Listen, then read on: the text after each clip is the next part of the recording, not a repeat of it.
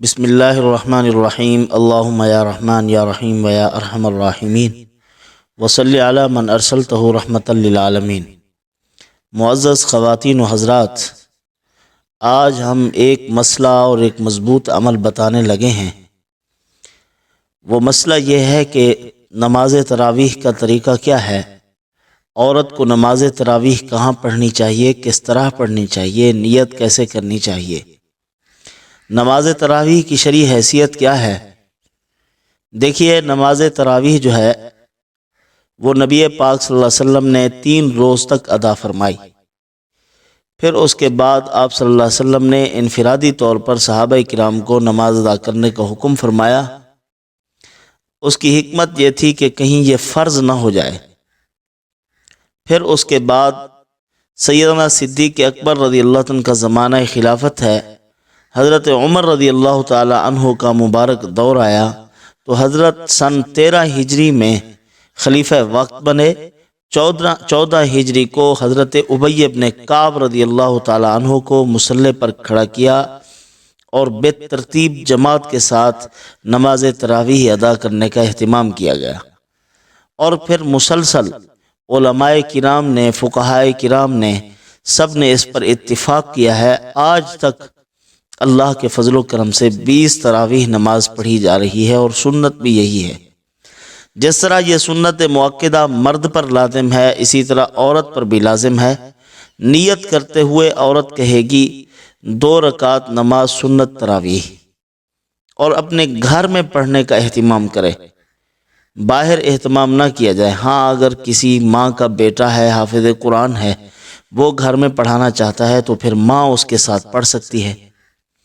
شوہر حافظ قرآن ہے، بیوی سننا چاہتی ہے تو بیوی ساتھ کھڑے ہو کر شوہر کا قرآن پاک سن سکتی ہے اور اس کے ساتھ تراویح بھی پڑھ سکتی ہے، قرآن محفوظ کرنے کی نیت ہو تو۔ اس طریقے سے مرد پر بھی تراویح لازم ہے، عورت پر بھی تراویح لازم ہے۔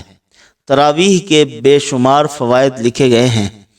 ویسے تو حدیث پاک میں اس کی جو فضیلت ہے وہ یہ ہے کہ نماز تراویح پڑھنے والے کو ایک سجدے پر اللہ پاک 1500 نیکیاں عطا فرماتے ہیں، اور اسی طرح ایک درخت ایسا جنت میں اس کے لیے لگاتے ہیں کہ 500 سال تک آدمی چلتا رہے تو اس کا سایہ ختم نہ ہو۔ یہ اللہ پاک تراویح پر عطا فرماتے ہیں۔ طبی فوائد اس کے بیان کیے گئے ہیں۔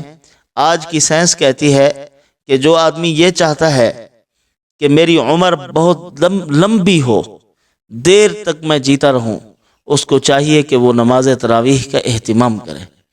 اسی طرح فرمایا، جو آدمی یہ چاہتا ہے کہ میں صحت مند رہوں، امراض سے بچا رہوں، اس کو چاہیے کہ صلاۃ التراویح کا اہتمام کرے۔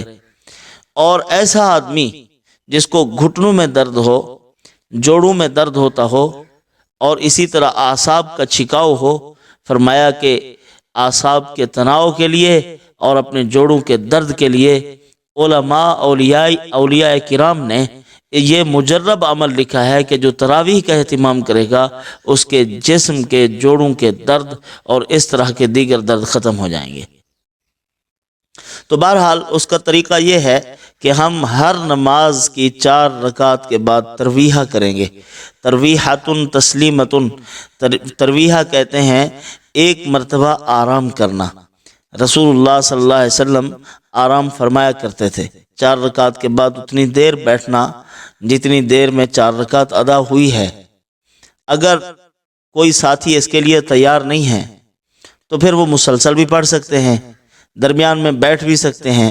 تھوڑا سا توقف ضروری ہے، تھوڑی دیر کے لیے بیٹھ جانا چاہیے۔ اور دعا کون سی پڑھنی چاہیے درمیان میں، اس کے لیے کوئی مسنون دعا ثابت نہیں ہے نبی پاک صلی اللہ علیہ وسلم سے۔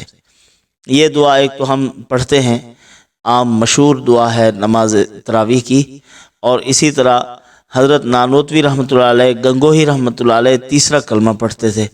کوئی آدمی درود شریف پڑھ سکتا ہے، سبحان اللہ سبحان اللہ پڑھ سکتا ہے۔ جس ذکر کے ساتھ دلچسپی ہو بندہ اسی ذکر کو درمیان میں پڑھ سکتا ہے، کوئی لازم ذکر نہیں ہے۔ سبحان ذی الملک والملکوت، سبحان ذی العزت والجبروت، یہ مشائخ کا عمل ہے، اولیاء اللہ کا عمل ہے، وہ پڑھا کرتے تھے۔ تو اس طرح پڑھنی چاہیے، 4 رکعتوں پر ترویحہ کرتے جائیں اور 20 رکعتیں مکمل کریں، اس کے بعد وتر کی نماز پڑھیں اور پھر اگر ہو سکے تو 2 نفل اور پڑھ لیں، تو یہ ہماری تراویح کی نماز ہو جائے گی۔ اس کے اور بھی بے شمار فوائد علماء نے لکھے ہیں، انشاءاللہ پھر کبھی وہ آپ کے سامنے بیان کیے جائیں گے۔ تو بہرحال قرآن مجید کو بڑی توجہ سے سننا چاہیے۔ جس طرح 20 رکعت تراویح سنت ہے، اسی طرح تراویح کے اندر قرآن مجید کا سننا بھی سنت ہے، مکمل قرآن کا سننا سنت ہے۔ اگر نہیں ہو رہا تو پھر وہ سورتیں بھی سن سکتے ہیں۔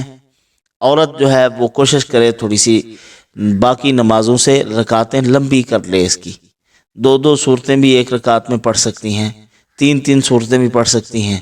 اگر کوئی لمبی صورت آپ کو آتی ہے جو جیسے سورۃ یاسین ہے اور اسی طرح سورۃ فتح ہے، سورۃ مزمل ہے، جو صورتیں یاد ہیں ان میں لمبی تلاوت کر کے کچھ یعنی اس کا قیام طویل کیا جائے، اس کے اجر و ثواب میں اضافہ ہو جاتا ہے۔